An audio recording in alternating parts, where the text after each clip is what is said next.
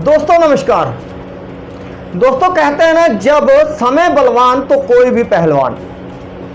ऐसा ही कुछ बीजेपी के साथ भी चल रहा है।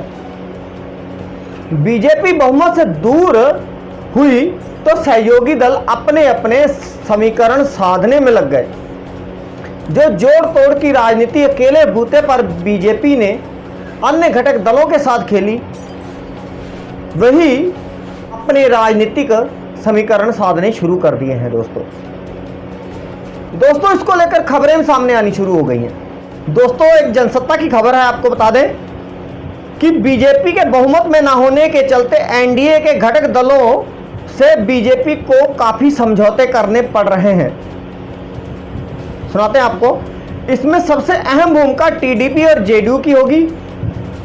ऐसे में दोनों ही दलों के नेता यानी बिहार में नीतीश कुमार और चंद्रबाबू नायडू एनडीए की बैठक होने के लिए दिल्ली पहुंच गए हैं। एनडीए की बैठक के दौरान सरकार बनाने में सबसे अहम यानी टीडीपी और जेडीयू जैसे दोनों ही दल कई मंत्री पद मांग और सरकार में भागीदारी कर सकते हैं। इन सभी में सबसे दिलचस्प पद स्पीकर का है और सूत्रों का कहना है कि दोनों ही दल स्पीकर का पद अपने अपने कोटे में रखने की मांग उठा सकते हैं और एनडीए की बैठक में यह मुद्दा उठ सकता है कि इसकी वजह भी बीजेपी के इन दोनों ही दलों को सताने वाला डर है। अब आपको बता दें कि इसमें अहम जो स्पीकर का पद जो होता है, अहम क्यों है वो भी बता देते हैं कि जेडीयू और टीडीपी दोनों ही दलों ने यह मांग इसलिए उठाई है क्योंकि उन्हें भविष्य में अपनी ही पार्टी को विभाजन से बचाना है।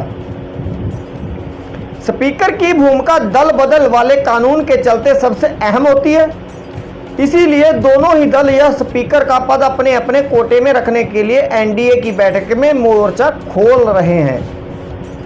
बताते हैं कि दल बदल कानून को लेकर सुप्रीम कोर्ट के पास बेहद ही सीमित अधिकार है। महाराष्ट्र है इसमें सबसे बड़ा उदाहरण। ऐसे कई उदाहरण हैं कि जहां आरोप लगाए गए कि स्पीकर ने अयोग्यता वाली याचिकाओं पर फैसला करने में पक्षपात पूर्ण रवैया अपनाया था। पिछले साल सुप्रीम कोर्ट ने महाराष्ट्र विधानसभा अध्यक्ष राहुल नार्वेकर को सीएम एकनाथ शिंदे और उनके विधायकों के खिलाफ दलबदल कार्रवाई करने का फैसला दिया था, लेकिन इन याचिकाओं पर सुनवाई में देरी के चलते पार्टी का विभाजन हो गया था।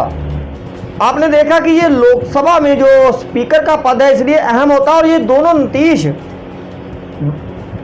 कुमार बिहार से और चंद्रबाबू नायडू टीडीपी आंध्र प्रदेश से, तो ये दोनों ही अपने अपने समीकरण साधने में लग गए हैं कि कहीं ऐसा ना हो कि महाराष्ट्र वाला हाल हो और दल बदल जो कानून है उसमें स्पीकर का पद जो है अहम होता है और उसमें सुनवाई करनी पड़ती है। तो इसको लेकर अब वो भी अपने समीकरण साधने में लग गए हैं। जिस तरीके से कि बीजेपी जो तमाम अकेले दम पर फैसले लिया करती थी, अब अकेले दम पर फैसले लेने बीजेपी के लिए मुश्किल होंगे। यह जरूरी नहीं है कि एनडीए ही सरकार बना ले। अगर एनडीए सरकार बना लेता है और नीतीश बाबू जो पलटी मार लेते हैं और चंद्रबाबू नायडू हैं, और अगर उन्होंने पलटी मार के इंडिया गठबंधन की तरफ अपना पैर कर दिया तो इंडिया गठबंधन इधर राहुल सरकार बना ले जाएंगे। तो अब ऐसी स्थिति में दोनों सरकारें फंसी हुई हैं कि 8 तारीख को जहां पीएम पद के लिए अपनी शपथ लेने की बात की जा रही है कि नरेंद्र मोदी की कि 8 तारीख को हम पीएम पद की शपथ लेंगे और सबसे बड़ी पार्टी है, 240 सीटों के साथ बीजेपी आई है। हालांकि 2019 के मुकाबले बहुत पीछे रहेगी। 2019 में अकेले बूते पर बीजेपी की 272 जादुई आंकड़े से पार थी, लेकिन इस बार जो है 240 ही रह गई। इसलिए सरकार बनाने के लिए उसे सहयोगी दलों की आवश्यकता होगी और सहयोगी दल जो है अपनी अपनी मांगों पर अड़े हैं।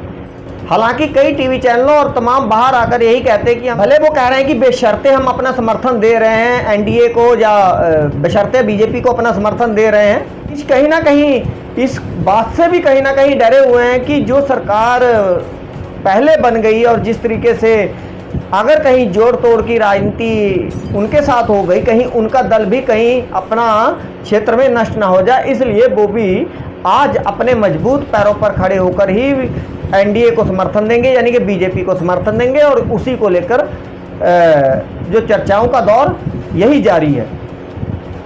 और इसीलिए खबरें निकल कर बाहर आ रही हैं कि या अहम मंत्रालय जो है टीडीपी क्यों मांग रही है। जैसे स्पीकर का पद हो गया, टीडीपी है, नीतीश अपने खेमे में चाहता है कि स्पीकर का पद उसे मिल जाए, तो दूसरी तरफ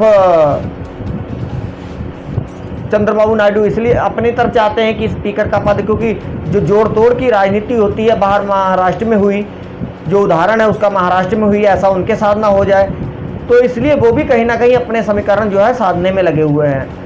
फिलहाल आज की तारीख में दोनों ही गठबंधन, चाहे इंडिया गठबंधन की बात करें चाहे एनडीए की बात करें, दोनों ही अपनी सरकार बनाने के लिए पुरजोर कोशिश में हैं और लगातार दावा भी कर रहे हैं।